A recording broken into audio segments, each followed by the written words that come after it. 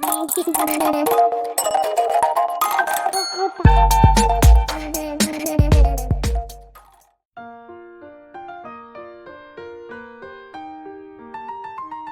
de Maupassant, l'armoire.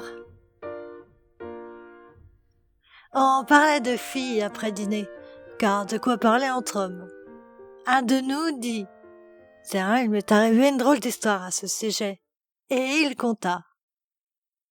Un soir de l'hiver dernier, je fus pris soudain d'une de ces lassitudes désolées, accablantes, qui vous saisissent l'âme et le corps de temps en temps. J'étais chez moi tout seul et je sentis bien que si je demeurais ainsi, j'allais avoir une effroyable crise de tristesse. De ces tristesses qui doivent mener au suicide quand elles reviennent souvent. J'endossai mon pardessus et je sortis sans savoir du tout ce que j'allais faire. Étant descendu jusqu'au boulevard, je me mis à errer le long des cafés presque vides, car il pleuvait. Il tombait une de ces pluies menues qui mouillent l'esprit autant que les habits.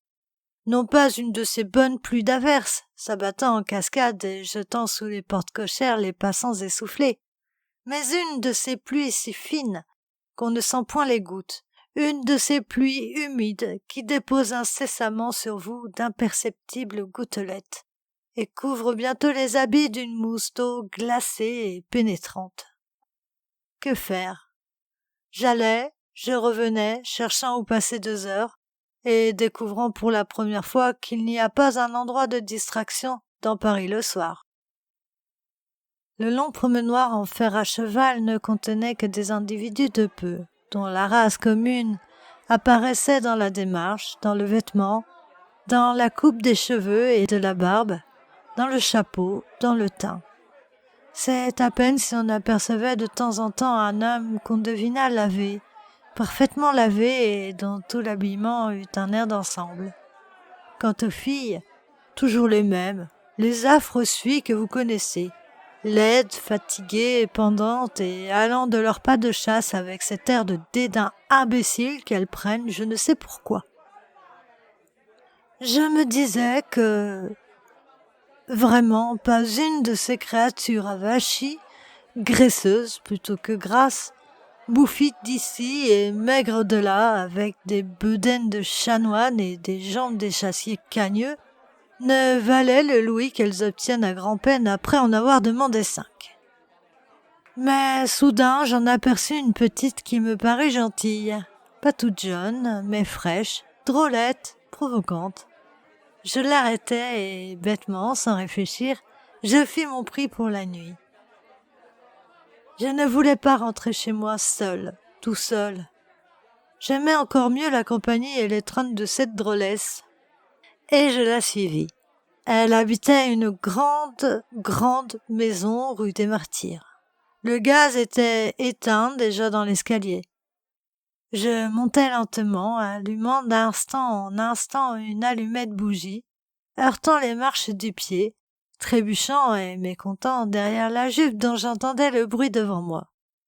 Elle s'arrêta au 4e étage, et ayant refermé la porte du dehors, elle demanda « Alors, tu restes jusqu'à demain ?»« Mais oui, tu sais bien que nous en sommes convenus. »« C'est bon, mon chat, c'était seulement pour savoir. Attends-moi ici 1 minute, je reviens tout à l'heure. » Et elle me laissa dans l'obscurité. J'entendis qu'elle fermait 2 portes, puis il me sembla qu'elle parlait. Je fus surpris, inquiet. L'idée d'un souteneur m'effleura. Mais j'ai des poings, et des reins solides. Nous verrons bien, pensai-je. J'écoutais de toute l'attention de mon oreille et de mon esprit. On remuait, on marchait doucement, avec de grandes précautions. Puis une autre porte fut ouverte et il me sembla bien que j'entendais encore parler, mais tout bas. Elle revint portant une bougie allumée. « Tu peux entrer, dit-elle. » Ce tutoiement était une prise de possession. J'entrai, et après avoir traversé une salle à manger où il était visible qu'on ne mangeait jamais, je pénétrai dans la chambre de toutes les filles. La chambre meublée avec les rideaux de rep et l'édredon de soie ponceau tigré de taches suspectes. Elle reprit. Mets-toi à ton aise, mon chat. J'inspectais l'appartement d'un œil soupçonneux. Rien, cependant, ne me paraissait inquiétant. Elle se déshabilla si vite qu'elle fut au lit avant que j'eus sauté mon par-dessus. Elle se mit à rire. « Eh bien, qu'est-ce que tu as ?»« Es-tu changé en statue de sel ? Voyons, dépêche-toi !» Je l'imitai et la rejoignis. 5 minutes plus tard, j'avais une envie folle de me rhabiller et de partir. Mais cette lassitude accablante qui m'avait saisi chez moi me retenait, m'enlevait toute force pour remuer. Et je restais malgré le dégoût qui me prenait dans ce lit public. Le charme sensuel que j'avais cru voir en cette créature là-bas, sous les lustres du théâtre, avait disparu entre mes bras.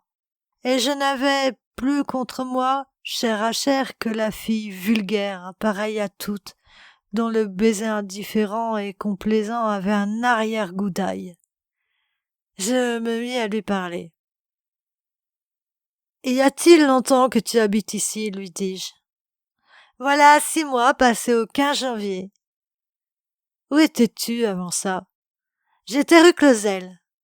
Mais la concierge m'a fait des misères et j'ai donné congé. » Et elle se mit à me raconter une interminable histoire de portière qui avait fait des potins sur elle. Mais tout à coup j'entendis remuer tout près de nous. Ça avait été d'abord un soupir, puis un bruit léger mais distinct, comme si quelqu'un s'était retourné sur une chaise. Je m'assis brusquement dans le lit et je demandai. « Qu'est-ce que ce bruit-là » Elle répondit avec assurance et tranquillité. « Ne t'inquiète pas, mon chat, c'est la voisine. La cloison est si mince qu'on entend tout comme si c'était ici. En voilà des sales boîtes. C'est ton carton. » Ma paresse était si forte que je me renfonçais sous les draps.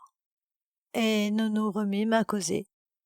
Harcelés par la curiosité bête qui pousse tous les hommes à interroger ces créatures sur leurs premières aventures, à vouloir lever le voile de leurs premières fautes, comme pour trouver en elles une trace lointaine d'innocence, pour les aimer peut-être dans le souvenir rapide, évoqué par un mot vrai, de leur candeur et de leur pudeur d'autrefois, je la pressais de questions sur ses premiers amants. Je savais qu'elle mentirait, qu'importe. Parmi tous ces mensonges, je découvrirais peut-être une chose sincère et touchante. Voyons, dis-moi qui c'était. C'était un canotier, mon chat. Ah, raconte-moi. Où étiez-vous? J'étais à Argenteuil. Qu'est-ce que tu faisais? J'étais bonne dans un restaurant. Quel restaurant? Au Marin d'eau douce. Le connais-tu? Parbleu. Chez Bon Enfant? Oui, c'est ça. Et comment t'a-t-il fait la cour, ce canotier? Pendant que je faisais son lit, il m'a forcé. Mais brusquement, je me rappelais la théorie d'un médecin de mes amis, un médecin observateur et philosophe qu'un service constant dans un grand hôpital met en rapport quotidien avec des filles mères et des filles publiques, avec toutes les hontes et toutes les misères des femmes, des pauvres femmes devenues la proie affreuse du mal errant avec de l'argent dans sa poche. Toujours, me disait-il, toujours une fille est débauchée par un homme de sa classe et de sa condition. J'avais des volumes d'observations là-dessus.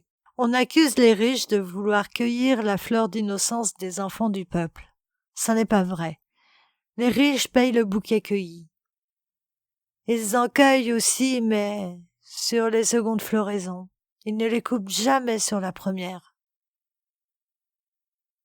Alors, me tournant vers ma compagne, je me mis à rire. Tu sais que je la connais, ton histoire.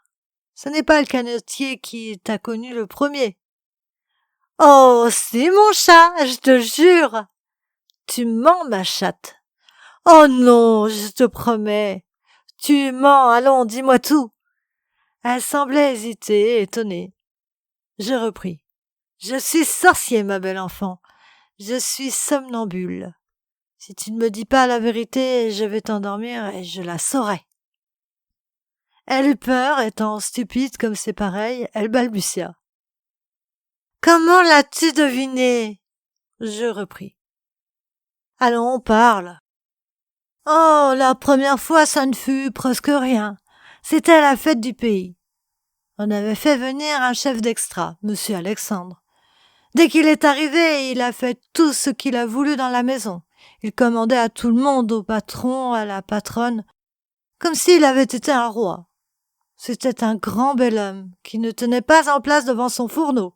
Il criait toujours « Allons, du beurre, des œufs, du madère !» Et il fallait lui apporter tout ça tout de suite en courant, ou bien il se fâchait, et il vous en disait à vous faire rougir jusque sous les jupes. Quand la journée fut finie, il se mit à fumer sa pipe devant la porte. Et comme je passais contre lui avec une pile d'assiettes, il me dit comme ça. « Allons, la gosse, viens-t'en jusqu'au bord de l'eau pour me montrer le pays. » Moi, j'y allais comme une sotte. Et à peine que nous avons été sur la rive, il m'a forcé si vite que je n'ai même pas su ce qu'il faisait. Et puis il est parti par le train de 9 heures. Je ne l'ai pas revu après ça. Je demandai. « C'est tout ?» Elle bégaya. « Oh, je crois bien que c'est à lui, Florentin. » « Qui ça, Florentin ?»« C'est mon petit. »« Ah, très bien. Et tu as fait croire au canotier qu'il en était le père, n'est-ce pas ? » ?»« Pardi !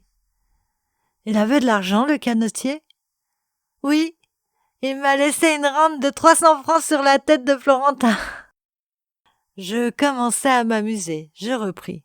« Très bien, ma fille, c'est très bien. Vous êtes toute moins bête qu'on ne croit, tout de même. Et quel âge a-t-il, Florentin, maintenant ?» Elle reprit. « V'là qu'il a 12 ans. Il fera sa première communion au printemps. »« C'est parfait. Et depuis ça, tu fais ton métier en conscience ?» Elle soupira, résignée. « On fait ce qu'on peut. » Puis un grand bruit partit de la chambre même, me fit sauter du lit d'un bond, le bruit d'un corps tombant et se relevant avec des tâtonnements de mains sur le mur. J'avais saisi la bougie et je regardais autour de moi, effaré et furieux. Elle s'était levée aussi, essayant de me retenir, de m'arrêter en murmurant. « Ça n'est rien, mon chat, je t'assure, ça n'est rien. » Mais j'avais découvert, moi, de quel côté était parti ce bruit étrange. J'allais droit vers une porte cachée à la tête de notre lit, et je l'ouvris brusquement, et j'aperçus, tremblant, ouvrant sur moi des yeux effarés et brillants, un pauvre petit garçon pâle et maigre, assis à côté d'une grande chaise de paille d'où il venait de tomber. Dès qu'il m'aperçut, il se mit à pleurer en ouvrant les bras à sa mère. « Ça n'est pas ma faute, maman, ça n'est pas ma faute. Je m'étais endormie et j'ai tombé. Faut pas me gronder, ça n'est pas ma faute. » Je me retournai vers la femme et je prononçai. « Qu'est-ce que ça veut dire ?»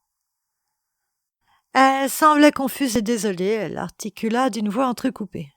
« Qu'est-ce que tu veux ? Je ne gagne pas assez pour le mettre en pension, moi. Il faut bien que je le garde. Je n'ai pas de quoi me payer une chambre de plus, pardi. Il couche avec moi quand j'ai personne. Et quand on vient pour 1 heure ou 2, il peut bien rester dans l'armoire, il se tient bien tranquille. Il connaît ça. Mais quand on reste toute la nuit comme toi, ça lui fatigue les reins de dormir sur une chaise à cet enfant. Ça n'est pas sa faute non plus. Je voudrais bien t'y voir, toi. Dormir toute la nuit sur une chaise. Tu m'en dirais des nouvelles. » Elle se fâchait, s'animait, criait. L'enfant pleurait toujours. Un pauvre enfant, chétif et timide. Oui, c'était bien l'enfant de l'armoire. De l'armoire froide et sombre, l'enfant qui revenait de temps en temps reprendre un peu de chaleur dans la couche un instant vide. Moi aussi j'avais envie de pleurer. Et je rentrais coucher chez moi. Et voici donc la fin de ce livre audio que j'ai lu pour vous sur ma chaîne Open Your Mind. J'ai pris beaucoup de plaisir à le lire. J'espère que vous en aurez pris autant à l'écouter. N'hésitez pas à m'encourager en me laissant un petit commentaire ou un pouce. Et si vous souhaitez m'aider à faire grandir cette chaîne Open Your Mind, je vous propose de partager ou de vous abonner. Aussi, pour ne rien rater des petites surprises que je vous mijote, il suffira d'un clic sur la cloche des notifications. Alors voilà, maintenant je vous remercie tous. Du fond du cœur, merci. Merci à vous.